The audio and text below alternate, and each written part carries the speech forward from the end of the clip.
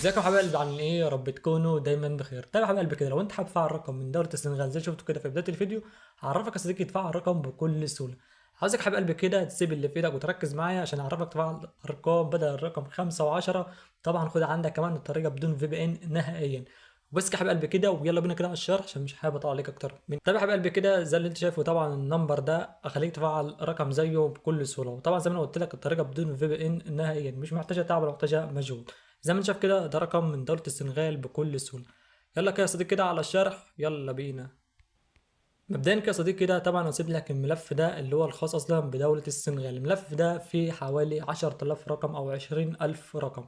تمام، يعني عاوز كل اخ كده اهو يكون اصلا يعني ينزل الملف ده عنده ويستخدمه عادي. طبعا لو انت حابب تنزل الملف ده هتعمل ايه؟ هتضغط كده على الثلاث نقط كده. طبعا الملف ده هسيبه لك طبعا في قناه التليجرام زي ما احنا متعودين.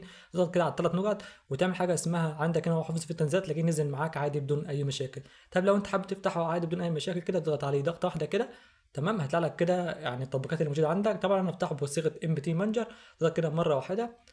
بعد كده يا صديقي كده هتلاقي كده فتح لك كده الارقام لدوله السنغال. زي ما انت شايف كده كل الارقام دي هتكون موجوده معاك انت. طيب بص كده دلوقتي انت كده عرفت تفتح الملف وكل حاجه. وطبعا الملف عندك خد كمان بدون باسورد، يعني ما تبخلش عليا. لو انت مش مشترك اشترك. طبعا لو انت اول مره تتفرج عليا اخبط كده لايك كده على الفيديو واعمل كومنت جميل عشان بختار كومنتات عشوائيه وبدي ارقام مجانيه.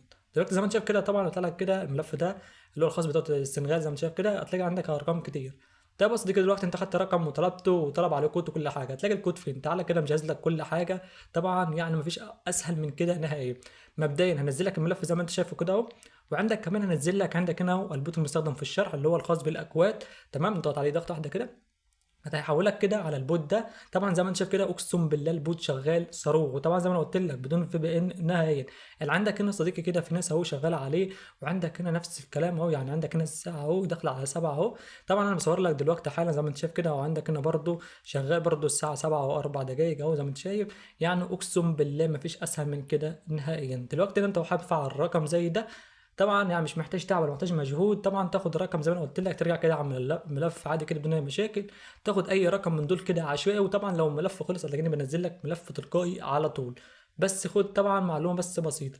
يعني طبعا في بعض طبعا لما الملف صغير في بعض الناس طبعا هتستخدم كتير منه. وطبعا في بعض الناس هتكتب لي في الكومنتات هو اصلا الطريقه مش شغاله او الكلام ده، او تظهر لك لم نتمكن. طبعا لو ظهرت لك رساله لم نتمكن تعرف ان صديقي كده يعني الكود متخمن او في حد بيطلب على نفس النمبر ده.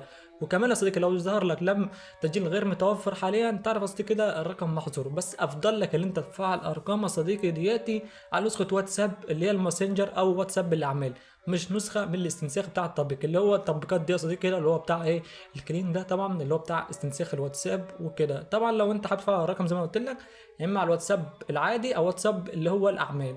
تمام، بس يا حبيب قلبي كده طبعا مش حابب اطول عليك في الشرح اكتر من كده واسيبك انت تجرب طبعا مع نفسك. طبعا يا حبيب قلبي كده خلصنا كده من الشرح. طبعا هسيب لك طبعا الملف الجامد ده اللي هو بتاع دوله السنغال يا صديقي كده. وطبعا هسيب لك لينك البوت ده المستخدم الخاص بالاكواد. واسيب لك طبعا الملف. وبس يا حبيب قلبي لو انت وصلت لحد هنا ما تنساش تشترك في القناه.